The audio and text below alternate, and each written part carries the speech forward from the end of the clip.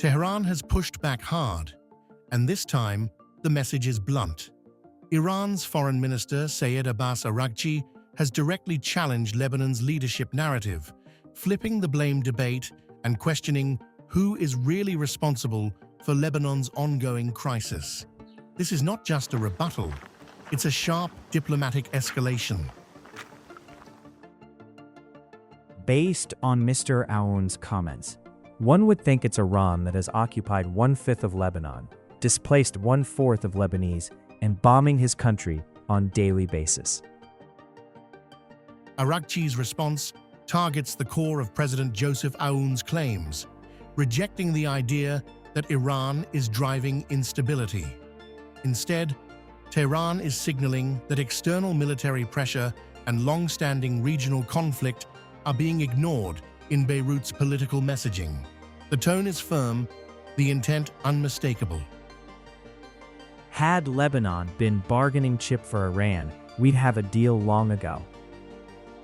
The Iranian foreign minister goes a step further, urging Lebanon to reassess its position. This is a strategic pushback, one that reframes Iran not as a destabilizer, but as a player being wrongly positioned in a much larger geopolitical contest unfolding across the region. Save Lebanon from your real foe, Mr. President. On the other side, President Joseph Aoun has emphasized negotiation and diplomacy, signaling openness to ending conflict through dialogue. His remarks highlight fatigue from decades of instability and position Lebanon as seeking a path forward beyond prolonged confrontation.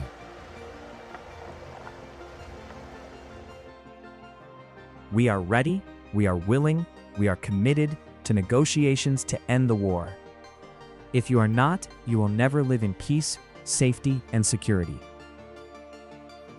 With both sides publicly outlining sharply different narratives, the divide is now out in the open.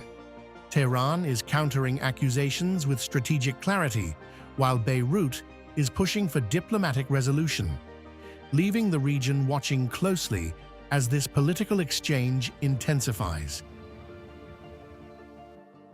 They are both fed up with war since 1948.